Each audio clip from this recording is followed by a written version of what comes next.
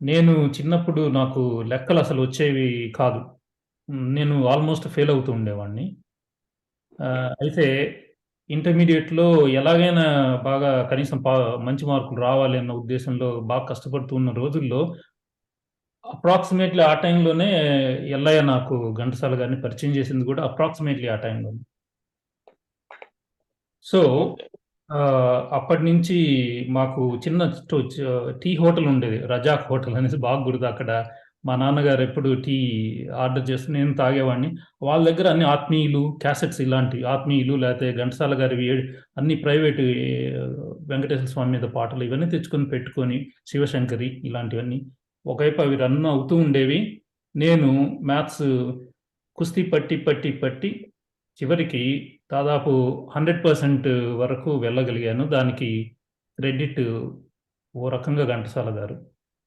ఓ రకంగా ఏమిటిలెండి చాలా వరకు ఘంటసాల గారనే చెప్పేసేయాలి.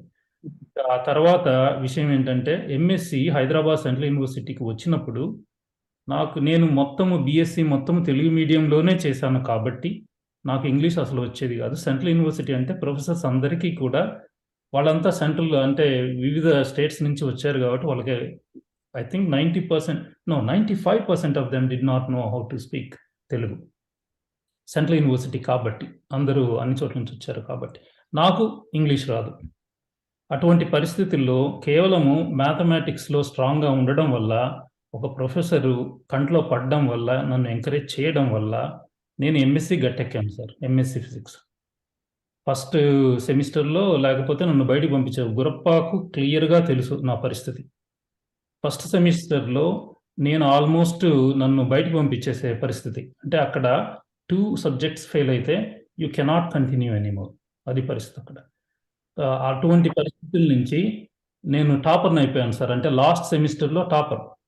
దానికి కారణం ఏంటంటే ఘంటసాల గారు ఫస్ట్ అదే ఆహ్, మ్యాథ్స్‌లో నాకు అంత ఇంట్రెస్ట్ అంటే కూర్చోబెట్టి నేర్పించి ఒక రకంగా ఘంటసాల గారు నేర్పించడం వల్ల అది నాకు ఫస్ట్ సెమిస్టర్‌లో ఆ ప్రొఫెసర్ గారి కంట్లో పడేలాగా చేసింది. అందువల్ల నేను అక్కడ నిలదొక్కుకోగలిగాను. కాబట్టి ఎంఎస్సీ ఫిజిక్స్ లో బాగానే చివరికొచ్చాను. కాబట్టి ఆ తర్వాత పీహెచ్‌డీ కూడా బాంబేలో టాటా ఇన్‌స్టిట్యూట్ ఆఫ్ ఫండమెంటల్ రిసర్చ్‌లో చేయగలిగాను. సో, మొత్తము జర్నీకి ఒక రకంగా మూల పురుషుడు ఘంటసాల గారు. ఇంకో రకంగా నా ఫ్రెండ్ ఎల్లయ్య అని చెప్పుకోవచ్చు. అది సార్.